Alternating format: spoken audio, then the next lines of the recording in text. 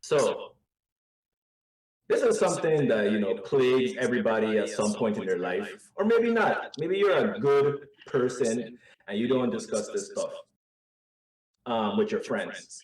But here's the question: am I the A because I discuss sexual partners with my friends? So it's a 18-year-old female. She had a girls' night out last weekend. They had fun and found out a friend started dating a new guy. The brother of her new guy is an old hookup of hers. So she said, let me just read it because she's speaking in first person. I'm trying to do it in third. Anyway, so I said that, and then she asked how he was in bed. I told her my honest opinion, but added also that he was drunk at the time. Then everyone started to share about previous sexual partners, especially about the guys that the other knew as well. Yeesh. The thing we said could be about sizes, things they did good, things they did bad, if someone lasted a very short time, etc.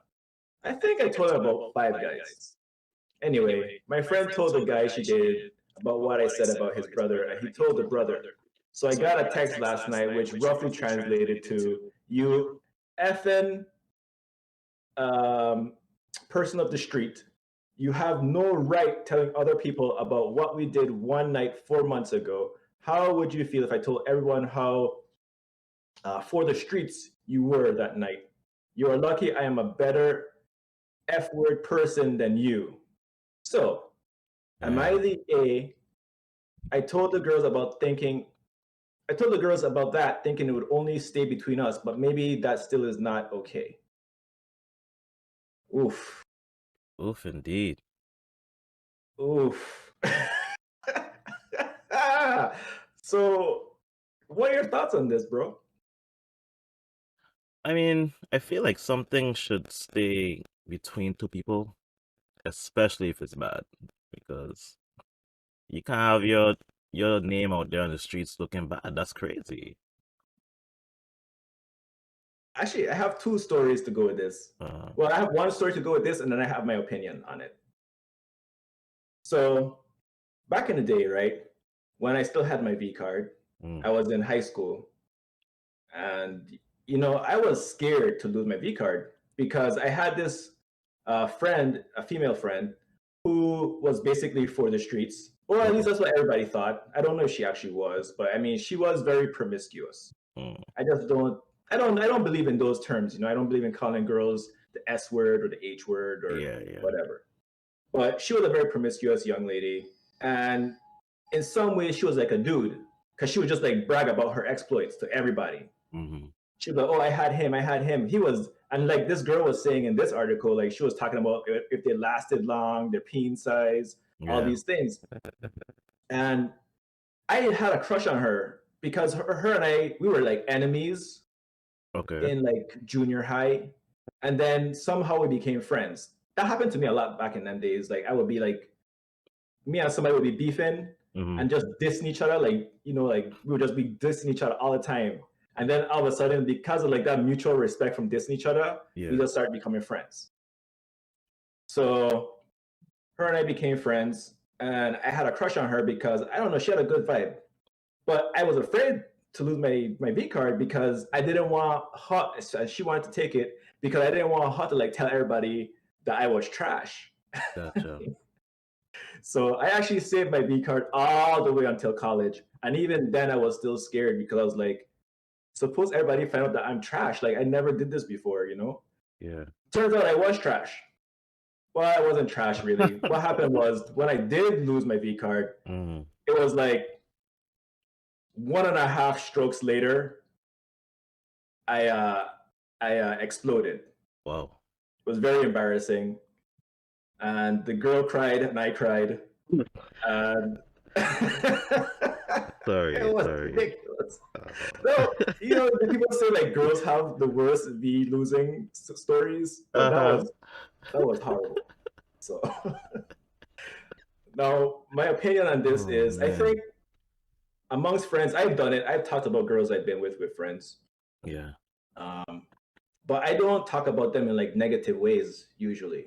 Yeah, that's the It's thing. usually like, this was fun. This is what we did. You know, boom, boom, boom. Yeah. You know, if my guy is like, oh, let me go for her now because I guess Fion, like we passing the baton, which I feel is kind of gross. But I mean, guys did it back in the days. I don't know if they still do it now. So like now your friend try and hit on her because you already like over her or whatever the case is. Yeah. And they know about her like experiences, so they know what to expect kinda. That happened to me, but I wasn't even done talking to the girl. Yeah, I was talking about I didn't say anything explicit. I was talking about her in general and what we were doing. And then the guy was like, "Oh, really?" Then like 2 days later, I see him trying to hit on her. I'm like, "That's not even cool. Like, that's wild, man." Yeah, I mean, people do that too. Like, and it's weird because in some cases, like you actually like the girl. Mm-hmm. In other cases, you don't really care, but it's like the principle of it. Yeah. But yeah, people do talk. I do. So, final opinion on this is: do I think it should something that people should be doing?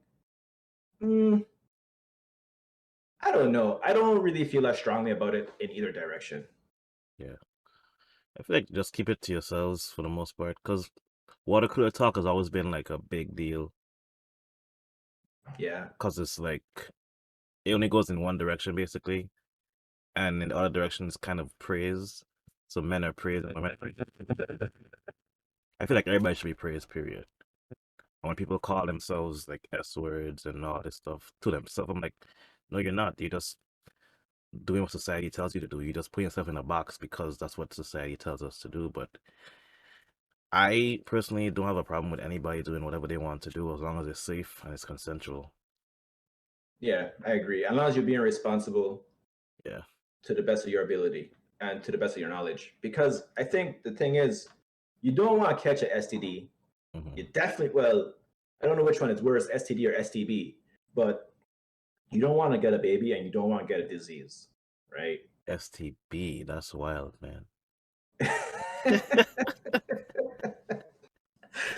Oh, man. So you don't want to catch any of those things. But I mean, especially like if you guys are unwed, I mean, I guess it depends. If you're in a long committed relationship, maybe you could be unwed and have a